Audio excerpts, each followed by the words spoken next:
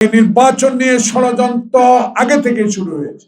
এরশাদ ক্ষমতায় এসে দলকে ভাঙার চেষ্টা করলো, কিন্তু আপসী নেত্রী বেগম খালেদা জিয়ার আপসীনতা, বাংলাদেশের এই আমাদের বামে তখন শিকদাররা ছাত্র দল নেতা ছিলেন, তাদের আপসীন শক্তি সাহস নিয়ে সেদিন খালেদা জিয়া লক্ষ মানুষকে নিয়ে বিএনপির নেতা কর্মীদেরকে দলকে ধরে রেখেছেন, যার জন্য বিশ্বের দরবারে তিনিও আবার প্রমাণিত করে দিলেন 31শে ডিসেম্বর শেরে বাংলার দক্ষিণ প্লাজা কোটি মানুষের জানালা অংশ।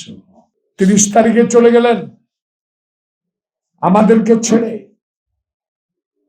25 তারিখে আসলেন 16 বছর যিনি বাংলাদেশের রাজনীতির সাথে কথা বলতে দেয় নাই ফ্যাসিস্ট, যারা মিথ্যা অসত্য মামলা দিয়ে নির্বাসনে পাঠিয়ে দিয়েছে, সেই নেতা তারেক রহমান মাত্র 4 কিলোমিটার 5 কিলোমিটার রাস্তা অতিক্রম করতে 8 ঘন্টা সময় লাগে। আরেকটি প্রমাণ হলো বাংলাদেশে যে নির্বাসন থেকে আসা নেতার গ্রহণযোগ্যতা, ভালোবাসা মানুষের তার প্রতি সেদিনই তার প্রমাণিত হয়েছে।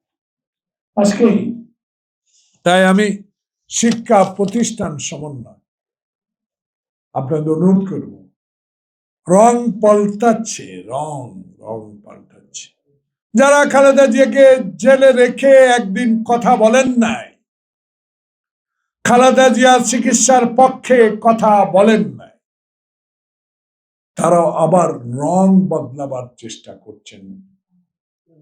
কাজ হবে না, কারণ তারেক রহমান 16 বছর নির্বাসনে থেকে বাংলাদেশের মানুষের অকুণ্ঠ সমর্থন যেটা পেয়েছে, বসে বসে স্কাইপিতে যে শক্তি সাহস জুগিয়ে দিয়েছে, জাতীয়তাবাদী শক্তিকে, গণতন্ত্রের সপক্ষের শক্তিকে, ইনশাআল্লাহ তারেক রহমান শহীদ জিয়া খালেদা জিয়ার আদর্শকে বাস্তবায়ন করে বাংলাদেশের মানুষের জন্য, গণতন্ত্রের জন্য, সংবিধানের জন্য, 71-এর যুদ্ধের স্মৃতি রক্ষার জন্য, আমার অধিকার রক্ষার জন্য, বাংলাদেশের মানুষকে সুশাসন দেবার জন্য যে অঙ্গীকারবদ্ধ, কোনোদিনও এ থেকে বিচলিত হবেন না।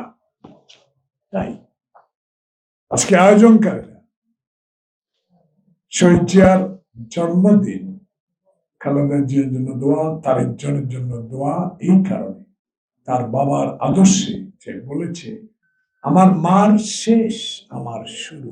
কোকো ও শিয়া বাটারের ইউনিক কম্বিনেশনে তৈরি Natura expert care body lotion স্কিনের ড্যামেজ হিল করে, ত্বক রাখে সফট ও ময়েশ্চারাইজ। লুকিয়ে আর কতদিন, bye bye damage skin. I have a plan, we have a plan. এই পরিকল্পনার মধ্য দিয়ে যখন 26 তারিখ ফেব্রুয়ারি 2026 ফেব্রুয়ারি 12 তারিখে যে নির্বাচন হবে, সেই নির্বাচন নিয়ে ষড়যন্ত্র আগে থেকে শুরু হয়েছে। একটি চক্র, একটি গোষ্ঠী বাংলাদেশকে আরেকটি চক্রান্তে জড়িত করার হীন প্রচেষ্টা তারা চালিয়ে যাচ্ছে। তবু ডক্টর প্রফেসর মোহাম্মদ ইউনূসের সততা, সাহসিকতায় বাংলাদেশে একটি নির্বাচন অনুষ্ঠিত। সেই নির্বাচনকে নিয়েও তাল বাহানা, পিআর দাও, গণভোট দাও, এইটা করো ওইটা করো, জনপ্রিয়তা দেখে সরকারকে দোষারোপ করে যে তার দিকে ঢেলে পড়েছে।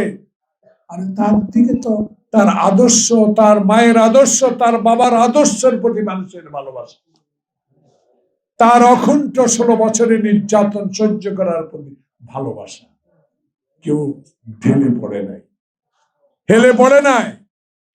আপনারা হেলে পড়েছেন, ওই চক্র মানুষ বলা শুরু করেছে।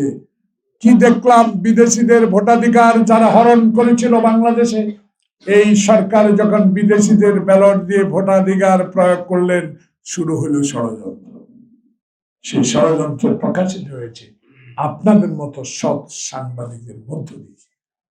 এসব চক্রান্ত অতীত আমরা দেখেছি। তাই জনগণ আমার কথা না বলা শুরু করেছে, ব্যালট কারচুপির ডক্টরেট দেওয়া উচিত এদেরকে। যারা কিছু সংখ্যক লোকদেরকে আঘাত করে এই ব্যালট পেপার ছাপিয়েছে, আমাদের নেতা সালাউদ্দিন আহমদ সাহেব সেদিন ক্লিয়ার করে এসেছেন। আজকে পত্রিকা দেখলাম সেটাও তারা ঠিক করবে। প্রিয় বন্ধুগণ, তাই ষড়যন্ত্র শেষ হয়নি। জিয়ার আদর্শ যাতে বাস্তবায়িত না হয়, তারেক জিয়া যাতে বাংলাদেশে একটি সুষ্ঠু নির্বাচনের মধ্য দিয়ে ক্ষমতায় না আসতে পারে, সেই দিকে আজকে ষড়যন্ত্র আবার শুরু হয়েছে। ইনশাল্লাহ কোন ষড়যন্ত্রই বাংলাদেশের এই ডক্টর প্রফেসর মোহাম্মদ ইউনূসের এই নির্বাচনকে ব্যাহত করতে দিবে না।